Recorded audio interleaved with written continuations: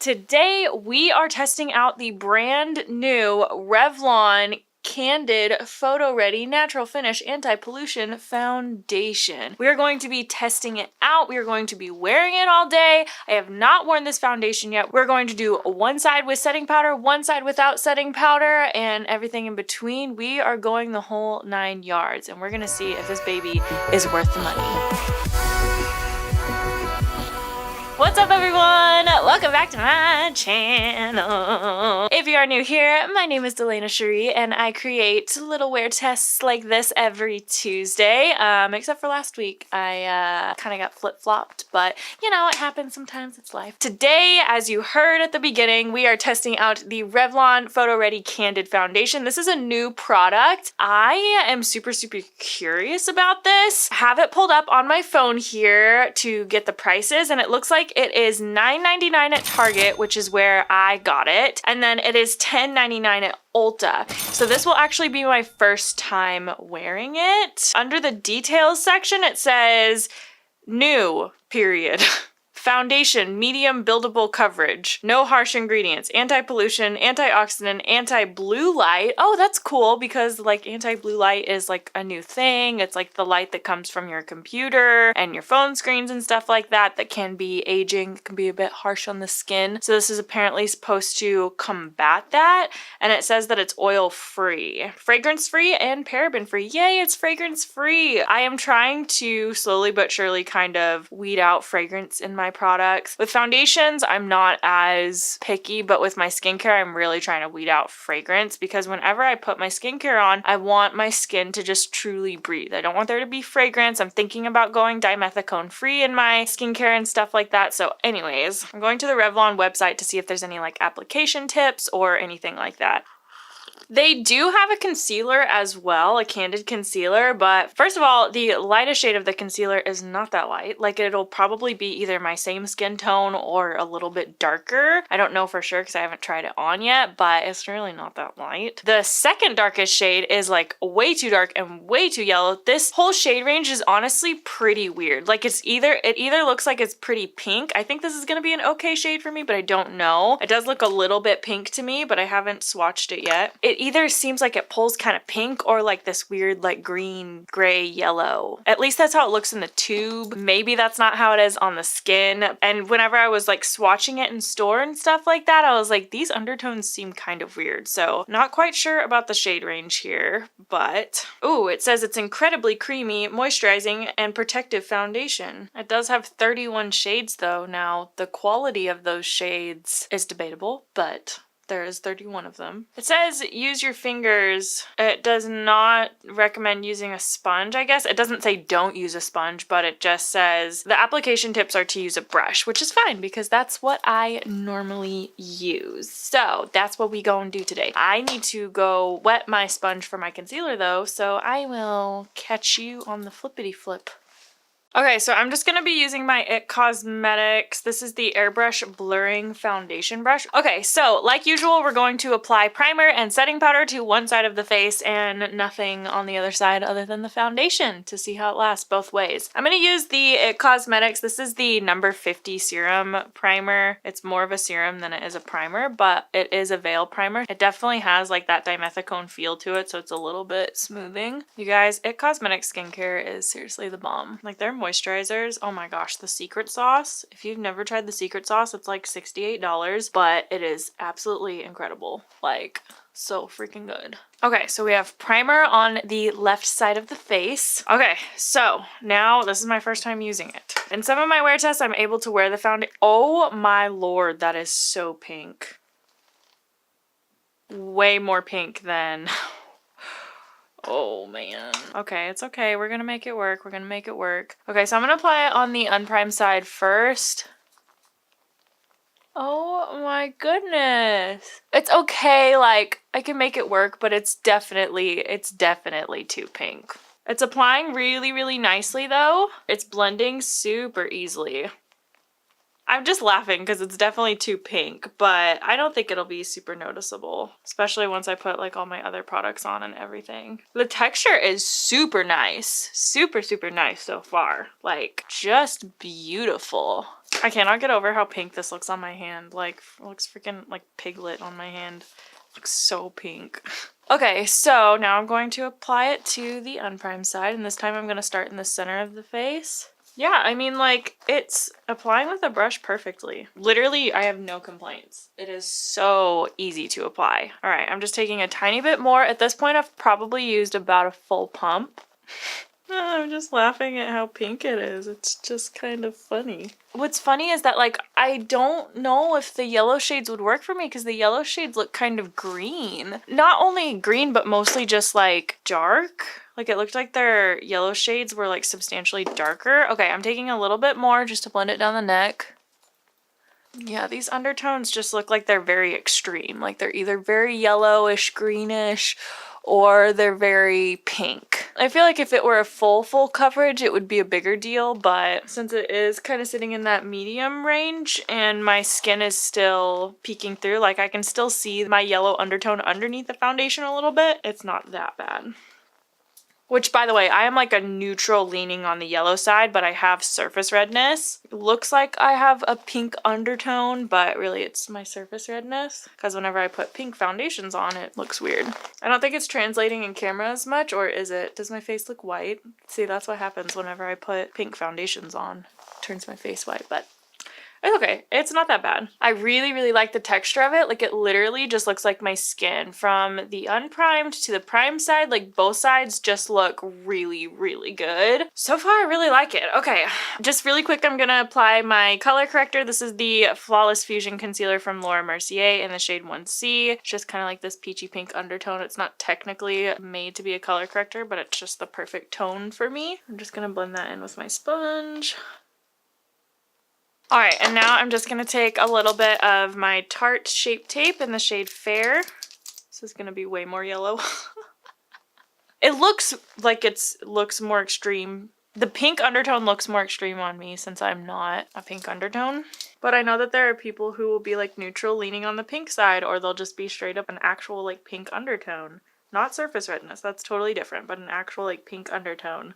And it will match them perfectly, but on me, I don't know why it makes me laugh. I just think it's funny. It's not too dark, because it's not pulling orange or anything. It's just like, it just looks a little bit off, you know what I'm saying? All of my products have applied literally perfectly over it. Like, I've had no issues, and this is how I normally apply them. Let me just do a little bit of concealer on this little blemish that I conveniently have right here. Okay, so for the unprimed, unset side, I'm only going to apply setting powder right underneath my eye like usual. I'm just going to take a little bit of the Laura Mercier Loose Translucent Setting Powder, and I just have to set right underneath my eyes because if I don't set my concealer underneath my eye, it will make my mascara smudge around. But I'm not bringing it down or anything like that. I'm literally just setting it right underneath the eye here. And then on this side, I'm going to set like I normally do. So I'm just going to take that powder, press it all under the eye area, and then into the corner of the nose, the cheek, and then the chin. And I'm not going to set in here because I'm going to do the chin. I'm going to set the chin and then see how this wears by itself. And then set that blemish there so it doesn't go anywhere. Okay, that's pretty much it. So I'm gonna go off camera and I'm going to apply the rest of my makeup, my bronzer, blush, you know, lashes, everything. And I will see you guys in my next check-in. If I have any issues applying any products over this product, I will hop back on and let you guys know. But most of the time it's okay. So I'm just gonna do that off camera and I will see you guys in my next check-in. What is up, guys? Second check-in, way later. So whenever I first applied this, it was actually like 12:30-ish. It is now 9 o'clock at night, so whoops. But I did have to rush straight from work to a thing, and so yes, here we are. Almost the end of the night, but I am still gonna be up for a few more hours, so I definitely will do one last check-in before I head to bed. But I wanted to let you guys see how this was wearing because this is, what one of the most beautiful foundations ever. I mean, like, it is getting a little bit patchy around like my nose area.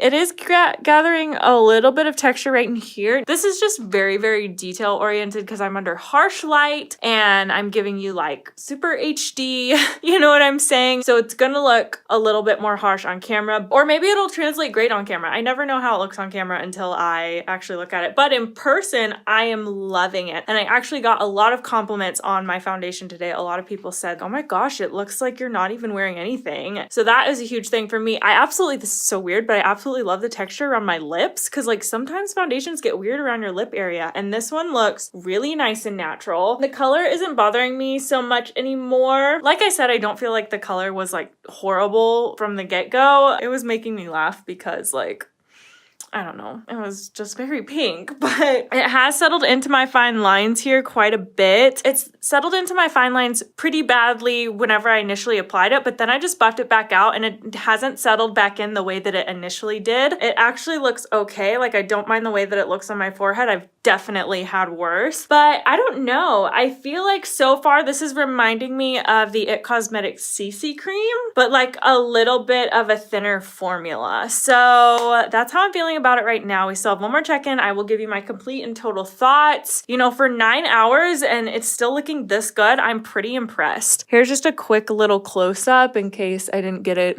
good enough from the get-go. I never know what I can see and what I can't, so that's just in case. All right, I'll see you in a little bit. All right, you guys. It is time. It is time for me to give my final thoughts on the products and then go take off all my makeup and go to bed, but probably not, 'cause still got work to do.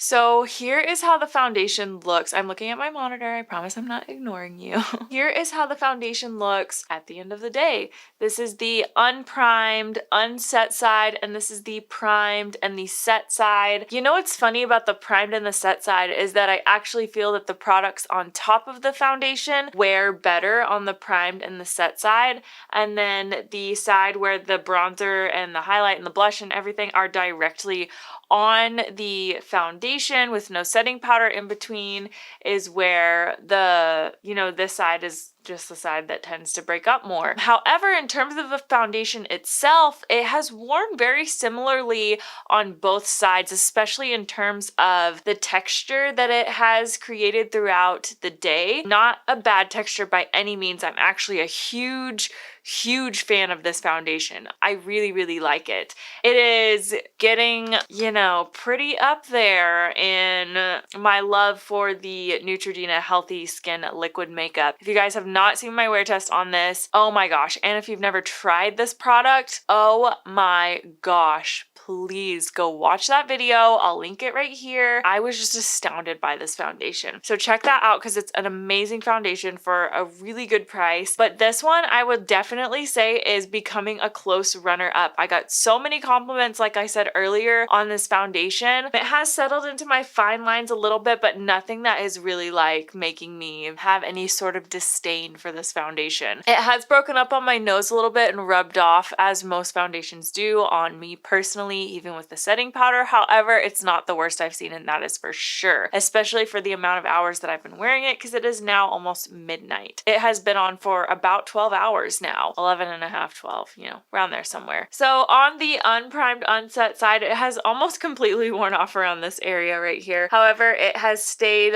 quite a bit better on the primed and the set side on this side. Yeah, I can see like all of my redness peeking through on this side. This side, I see my redness peeking through, but not as much. You can definitely tell some of the product is still there. So obviously, like most foundations, priming and setting it will give it a substantial amount of better longevity. However, I feel like if you're somebody who does not prime and set their face, you're still doing really freaking good on this side. It has worn off a little bit here, the chin, the nose, all the huge, you know, but it still looks like it hasn't grabbed to any weird places. It hasn't gained any weird textures, anything like that. So if you're somebody who has really textured skin, this would be a really nice one for you. And then then obviously the product on that side just looks like this side, but like better. You know what I'm saying? Now I actually have a bone to pick with you guys, because if you follow me on Instagram and you voted on what foundations I should get and which ones I shouldn't get, you guys told me to get, I believe it was the Maybelline Superstay foundation, the stick. I have a wear test for that one as well. You guys voted on that one over this one. Even though that one went well, I just have to say that a lot of you guys voted against this foundation. I ended up trying it anyways because I just had a good feeling about it. There was something about it that just sparked my interest. So I wasn't trying to go against what you guys voted for. Like, obviously I want to give you guys what you want to see, but I just had a feeling about this foundation and I just needed to try it, and I'm so freaking glad that I did. By the way, I'm joking about the bone to pick with you guys. I love it when you guys vote on products. I love trying the products that you guys vote on. Follow me on Instagram if you don't already, because it's so much fun. Whenever I go shopping, I take you guys with me and I have you guys vote on products. There's still a couple of products on my list from the last time I did like the voting sessions that I still want to go out of my way for, but I'll probably be doing another voting session pretty soon. So make sure that you go and follow me on Instagram. Now that you know everything that you need to know about the Revlon Candid Foundation, I'm going to go ahead and recommend that you guys watch this video right here where I talk about the Neutrogena Healthy Skin Foundation, because I just cannot get enough of that. If you like this foundation, you'll really, really like the Neutrogena Healthy Skin. And then don't forget to hit subscribe, of course, so that you can stick around and see me test out more amazing products and sometimes a train wreck of products. I will talk to you guys down in the comments. Bye! I'm just going to use the, yeah.